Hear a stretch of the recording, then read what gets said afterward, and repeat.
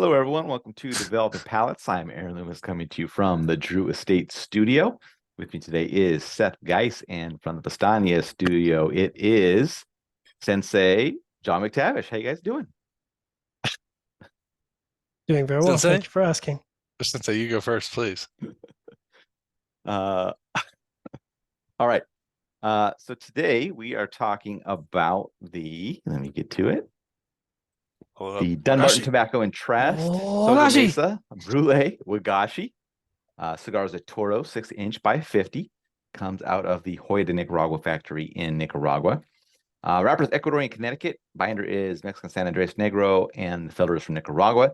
It is blended by Steve Saka. Price point is $17.95. And the cigar was released in November of 2023. So with all that out of the way, Seth, what was your overall experience like with this cigar? Can we leave the cigar up for 2 seconds? Yeah. That mint green looks fantastic against the gold in the Connecticut. I think the coloring is great. I really wish, and I know this is a cigar for Cigar Dojo, that he had changed his font to go with a Sobremesa font and have it be kind of like cursive, or you get rid of it. And right. I know you can't get rid of it, but it would have made the cigar just look, that mint green looks great. I love that color on it. A lot more than the blue. So, but it's a really good looking smoke. I don't know about the rest of you guys, but I had like the smoky barbecue aroma with it. Yeah. First third, creamy tobacco, some wood, earth, sweet tobacco notes. This like faint mesquite barbecue. And it was like, I know the flavor profile and I know it's Oya and I get it, but it's like, man, I don't think I've ever had this. It's been a while for a Connecticut, but like to have this creaminess, it was pretty enjoyable. Second third was really a continuation of the first, creamy tobacco, still had that barbecue, medium strength body, just great burn and draw, really well made.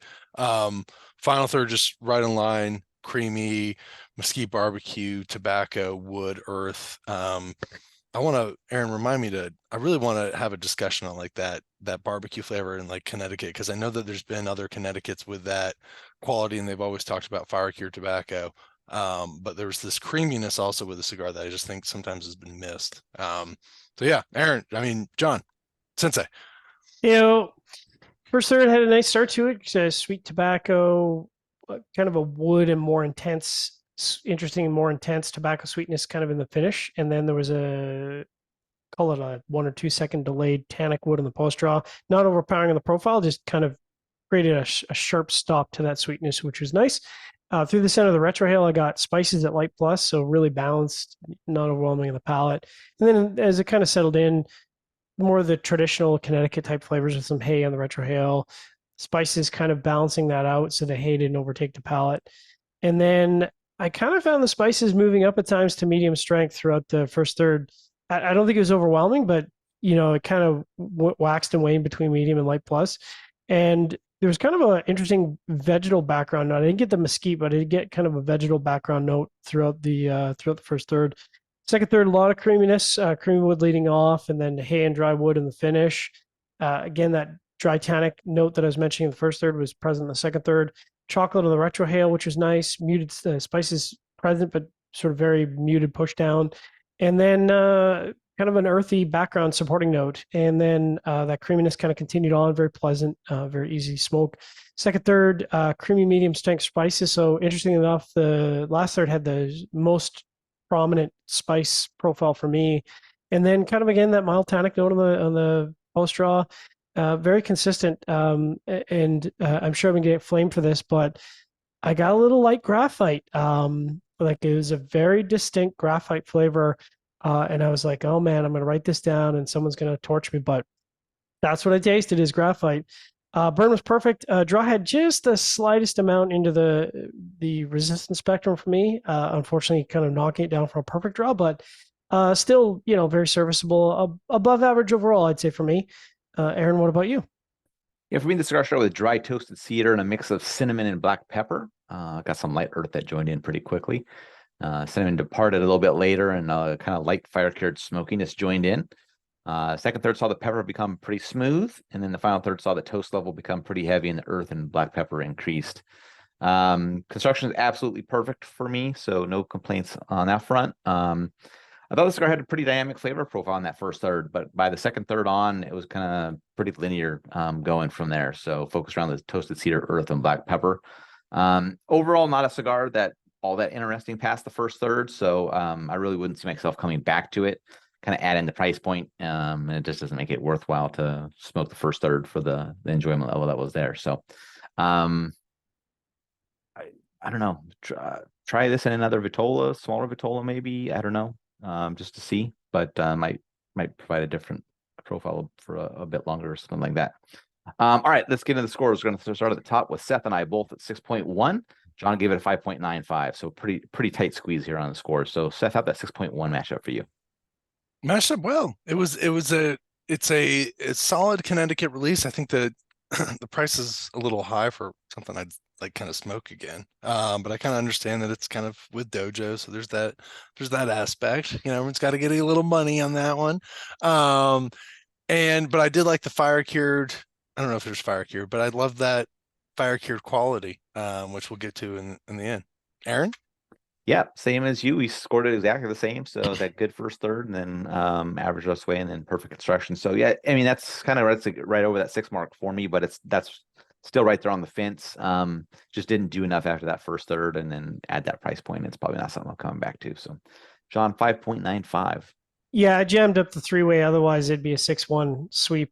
That draw was really what held it back. So really, it is a 6-1 in my mind. I would kind of echo everything that's been said. It's a very pleasant cigar. I enjoyed it. It'd be nice if it was a little more complex in the second third, but nothing to take away from it.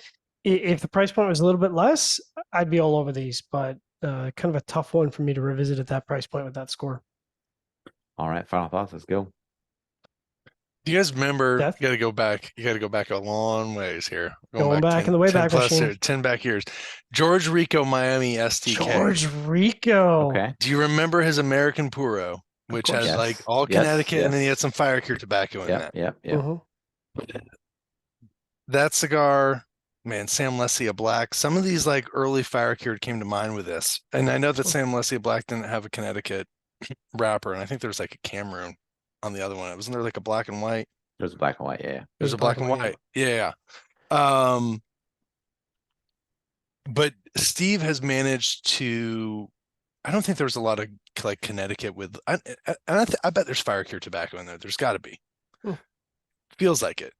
That mesquite barbecue, but it's one of these things like somehow Saka has delivered that fire cured quality, but with like this creaminess. Like that's what I got with this whole blend. Let me throw something else in here because I reviewed a cigar today that is similar, and you smoked it recently as well, Seth. I'm curious what your thoughts were, but the Hoya Cabernet Lancero.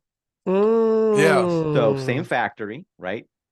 That's true. So very similar. I didn't get as much smokiness from it as I get from this. Yeah. I would call it toasted wood, like a barrel char almost. Okay. But it just happened to be what I smoked today, and it kind of had some similarities. Not as I smoked it on the weekend, as so the Wagashi, that's fresh in my mind. Yeah. So somewhat similar. That's a good point. Same factory, so you don't know. I don't know. Maybe similar things were in play. It's moving around. Got to keep the secret. Don't tell the rollers what it is. It's a funky blend. I think it's one of those things. I'd smoke it again. Not like many. I mean, it's like $18, but it's one of these things like this isn't like a mass production. But I would be. It's a pretty cool blend, and I'd actually like to talk to like Saka about it, just because I love to know the aspects of it, because I'm sorry, like it's just I kept getting this fire cured and creamy quality, which it's like there's never been. You're right, the Oya Cabernet, you get that, and then all of a sudden you just get that little Criollo rush in the end. But it's a fun blend. It's just one of those things that like for $18, it's just not. I would put it along with his Stillwell Star stuff, where he only releases in the Toro Vitola, and you're like, well, this is cool, but Corona Gorda, I'm kind of tired of it by the end of this thing. So like, let's give me a little bit. Corona Gorda. You remember when they did Todos Dias, Todos los Dias. Oh, what a the Lonsdale, what a great format. the extra when he did that little small initial Lonsdale run. Mm-hmm. It's one of these. This is one of those blends. I feel like I don't know. Maybe it would change dramatically in that Lonsdale format. Yeah, maybe. But it's a nice format, though. Yeah.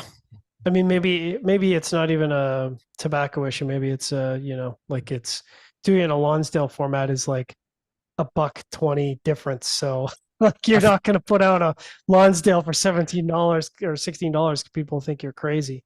So I feel like we're saying nice job, but you could do better. But I don't know how else. I'm not going to say that because I'm not going to. I think I'm not going to say that, and it sounds like we're saying that, but I think it also just comes out of the respect, not that we have for Dojo, but for Saka. So it's just yeah, respect for Dojo. They've been great. It's a cool blend. I'm interested in the blend, and I love it in a different size. There you go. All right, wherever you're catching this video, be sure to like and subscribe, but check out the full written review on the website, developmentpalace.com. Follow us on the social media channels, and you can catch all of our review recaps on podcasts. So iTunes, Google Play, and Podbean. Thank you for tuning in. We will catch you on the next one. Wagashi.